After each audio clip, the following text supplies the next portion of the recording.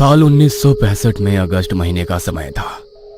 चारों ओर बोल बम के जयकारे सुनाई दे रहे थे। एक तरफ शिवालय भक्तों से लबालब भरे थे, तो दूसरी ओर सावन की रिमझिम फुहारों ने मौसम में शीतलता भर दी थी। उस रोज पूरे दिन जोरदार बरसात हुई थी। आसमान अभी भी काले बादलों से घिरा था।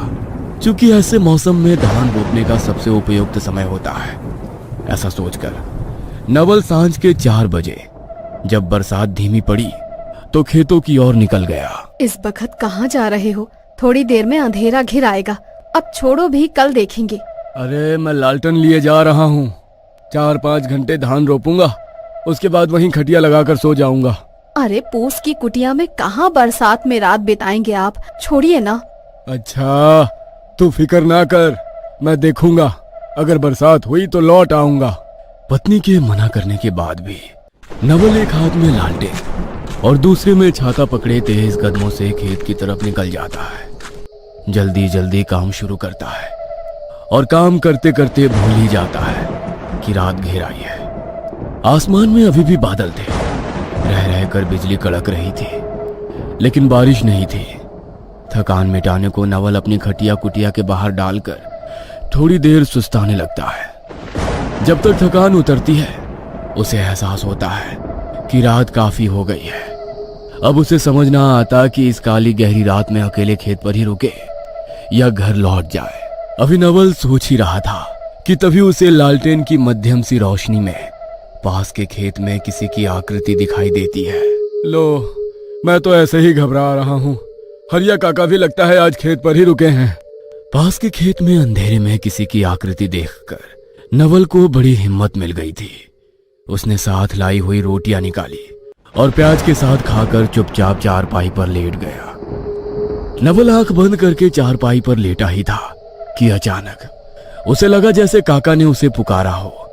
नवल आंख खोलकर लालटेन से इधर उधर देखता है, लेकिन उसे कोई दिखाई नहीं देता। अपना वहम समझकर वो एक बार फिर आंख बंद करके वहीं लेट जाता है। रह रहकर नवल को किसी के खेत में यहां से वहां दौड़ने या चहलकदमी की आहट सुनाई पड़ रही थी। वह दिन भर की थकान से चूर था। आसपास होती हलचल को नजरअंदाज करके वह लगभग नींद में पहुंच गया था। अचानक ही आधी रात गए उसे एहसास हुआ कि आसपास कहीं बहुत तेज आवाज में ढोल बाजे नगाड़े बज रहे हैं। कुछ देर नींद की जोर में वह आवाज को इग्नोर करता है, लेकिन ढोल बाजों की आवाज लगातार उसके नजदीक आती जा रही थी। कुछ ही देर में ढोल के साथ साथ भीड़ के शोर की आवाज भी नवल के कानों में पड़ने लगती है। अब उस शोर में चारपाई पर आंख बंद करके लेट पाना उसके लिए संभव नहीं था। वह चारपाई से उठकर खड़ा हो जाता है और शोर की दिशा में देखने का प्रयास करता है। नवल को कोई अंदाजा नहीं था इस समय रात का कौन सा पहर चल रहा है। आधी नींद में ही उसने एक बार फिर से अपनी आंखों को मसलकर देखने की कोशिश की। कुछ दिखाई नहीं पड़ रहा था। बस ऐसा लगता था कहीं आसपास कोई बारात गुजर रही हो जैसे। आमतौर पर बारात देखने की लालसा इंसान को होती ही है, इसलिए बारात देखने के कौतूहल में नवल अपने खेत से कुछ कदम बाहर आकर बारात की दिशा में चल पड़ता है। खेत से बाहर आते ही अब उसे अपनी आंखों के सामने एक सजी धजी बारात नजर आने लगती है। बारात बिल्कुल ऐसी थी जैसे कि आम तौर हुआ करती है। हुड़दंग था, जोरदार नाच हो रहा था और सज धज कर तकरीबन 25-40 लोग ढोल बाजों के साथ बढ़े चले जा रहे थे। अरे किसकी बारात है ये? आज तो गांव में किसी का ब्याह नहीं है। किसी और गांव से भटक कर तो यहाँ नहीं आ गई। नवल के मन में प्रश्न आया तो पूछने के लिए वो बारात की ओर बढ़ गया। अरे भैया, किसके यहाँ की बारात है? नवल के सवाल के जवाब में सामने नाच रहा आदमी अचानक से रुक जाता है और थोड़ा गंभीर होकर एक नजर ऊपर से नीचे तक उसकी ओर देखता है। अरे पड़ोस के गांव चिपियाना से आ रहे हैं। मंगेश की बारात है, रमेश की लड़की के साथ। अब आ गए हो तो चलो भैया, साथ में तुम भी झूम लो। अरे नहीं भैया, हम ठीक है, बस खेत में लेटे थे, आवाज सुनी तो देखने चले आए। नवल के मना करने पर भी हुड़दंग के मूड में नाच रहे लड़कों ने उसे अपने साथ घसीट लिया। अरे हम तो कहते हैं साथ ही चलो, जोरदार दावत मिलेगी। बहुत बढ़िया इंतजाम किया है बारात के लिए। अरे याद रखोगे, ऐसा ब्याह दूसरा देखने को ना मिलेगा। हाँ चलो। बारातियों के जिद करने पर नवल भी उनके साथ हो लेता है। चारों ओर गहरा अंधेरा था। उसी अंधेरे में कड़कड़ाती बिजली की चमक में उसने देखा बारात के सबसे आगे एक लड़का घोड़ी पर चढ़ा बैठा है। घोड़ी पर सवार युवक का चेहरा नवल को नजर नहीं आ रहा था। बेगानी शादी में बिन बुलाए उन अनजान लोगों के कहने पर पता नहीं क्यों नवल जाने को भी तैयार हो गया था। बाराती नवल को भी ढोल की थाप पर जमकर नचा रहे थे। बाकी बारातियों की तरह गेंदे के फूलों की एक माला भी उन्होंने नवल के गले में डाली और बारात आगे बढ़ निकली। बारात आगे बढ़ती ही जा रही थी। नाचते नाचते नवल बेसुध हो गया था, लेकिन जाने क्यों अभी भी नाचता ही जा रहा था। पता नहीं कितने घंटों तक वो बारात के साथ नाचता रहा। गांव कितनी दूर छूट गया इसका भी उसे कोई अंदाजा नहीं था। अचानक ही एक जगह जाकर बारात ठहर गई। एक बड़ा सा पेड़ था जिसके नीचे एक लड़की बैठी हुई थी जिसे औरतें सजा रही थी। भाई आओ, कुछ खा लो, कुछ देर में ब्याह का कार्यक्रम होगा। बहुत जोरों की भूख लगी है, आज तो जमकर खाऊंगा मैं। हाँ। बाराती की बात सुनकर नवल सामने लगे खाने के पंडाल की ओर जाकर थाली भरकर भोजन परोस लेता है। भोजन करने बैठता है कि अचानक उसे लघु शंका महसूस होने लगती है। पहले हल्का होकर आता हूँ, फिर भरपेट खाऊंगा। पहला कौर मुंह में डाले बिना ही वो उठ खड़ा होता है और बारात से थोड़ा दूर हटकर एक किनारे जाकर लघु शंका करता है। तभी उसे बैल के गले में बंधने वाली घंटी की आवाज सुनाई देती है। नवल का ध्यान बारात से भंग होता है और वो पलटकर इधर उधर देखने लगता है। तभी उसे रास्ते पर सामने से एक आदमी बैल की रस्सी पकड़े हुए आता दिखाई देता है। जय भोले की। अरे इतनी रात गए अंधेरे में कहाँ निकले हो भैया? कौन गांव के हो? हम तो पिपियानी गांव के हैं, यहाँ बारात में आए हैं। आप कौन गांव के हो? इतनी रात गए आप कहाँ से आ रहे हो? अरे मैं तो दूर गांव में बैल खरीदने गया था, बस वहीं से लौटते देर हो गई। अरे लेकिन तुम कौन सी बारात में आए हो? यहाँ इस जगह पर कौन बारात आई है? भांग वांग चढ़ाए हो क्या? सावन के महीने में तो ब्याह शादी होती ही नहीं है, और पिपियानी तो यहाँ से 5 कोस दूर है। उस आदमी के इतना कहते ही जैसे नवल का सम्मोहन भंग हो जाता है और वो पलटकर उस स्थान की ओर देखता है जहां अभी कुछ देर पहले तक खूब चहल पहल थी। जमकर नाच गाना हो रहा था और दावत चल रही थी। सामने जो उसे दिखाई देता है उसे देखकर उसके पांव तले जमीन खिसक जाती है। ये मैं कहाँ आ गया? मैं तो बारात के साथ आया था। बारात कहाँ गई? नवल नजर घुमाकर चारों तरफ देखता है, लेकिन उसे कुछ देर पहले तक सुनाई दे रही बारात के शोर शराबे की आवाज और रौनक कहीं महसूस नहीं होती है। अचानक ही उसकी नजर उस बड़े से पेड़ की ओर जाती है जहां पर औरतें एक दुल्हन को घेर कर बैठी थी। पेड़ की ओर देखकर जैसे उसके रोंगटे खड़े हो जाते हैं। पेड़ के आसपास कोई दुल्हन नहीं बल्कि सफेद कपड़े पहने कुछ औरतें खड़ी हुई थी जो शायद उसकी ओर ही देख रही थी। सुंदर कपड़ों में सजे बाराती भयानक शक्ल और कटे फटे शरीर वाले प्रेत बन चुके थे। घोड़ी पर बैठा हुआ दुल्हा कोई और नहीं बल्कि सरकटा प्रेत था। नवल के पूरे शरीर में झुरझुरी दौड़ गई थी और उसके पैर सुन्न पड़ने लगे थे।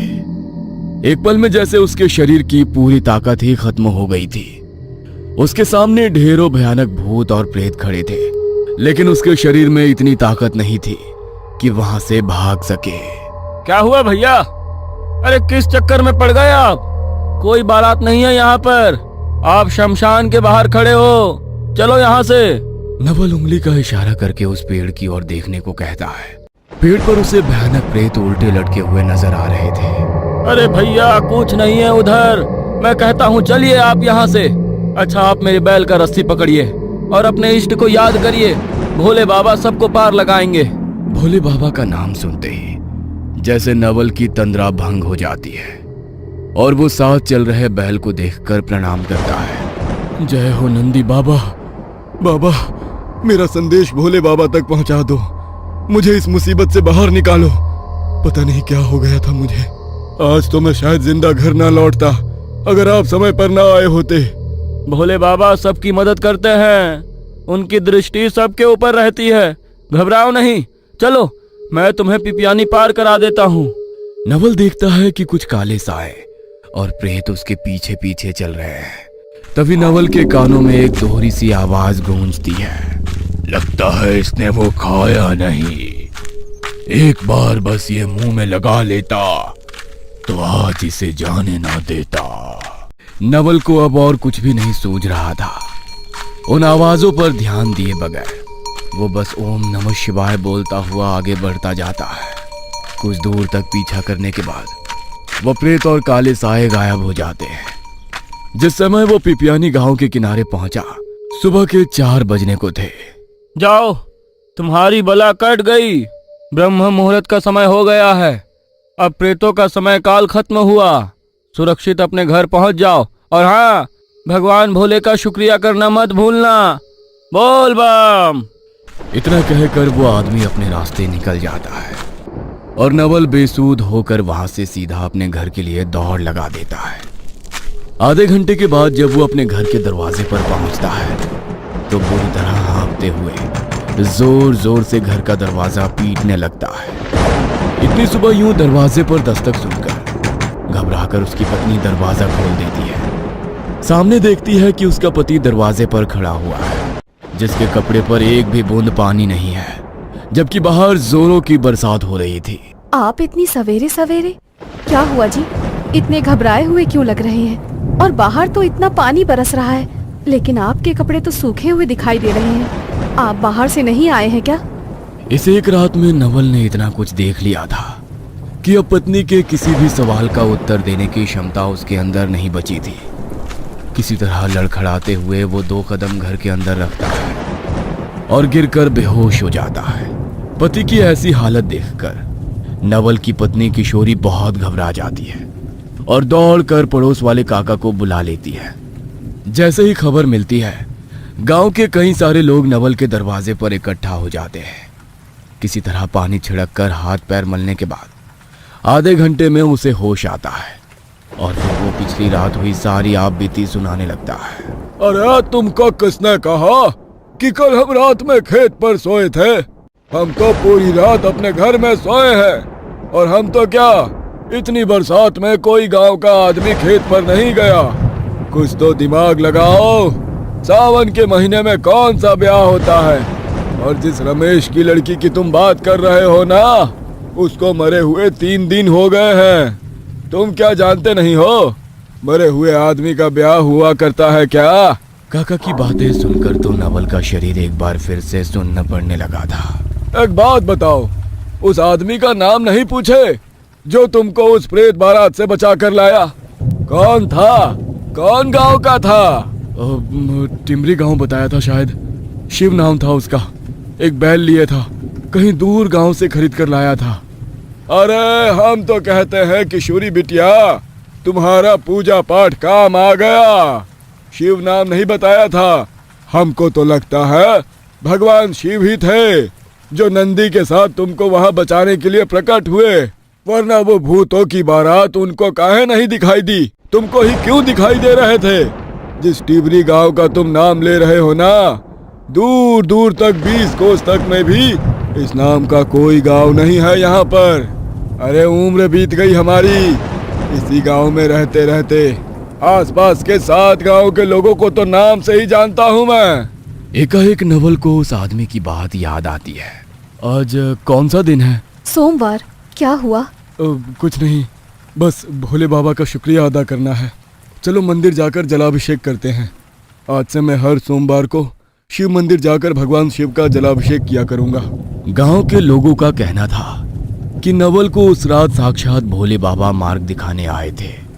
उस दिन के बाद गांव में सावन के दिनों में प्रेत बारात निकलने की बात आग की तरह फैल गई। कहते हैं उस घटना से सबक लेकर आज भी लोग देर रात तक बाहर निकलने से डरते हैं।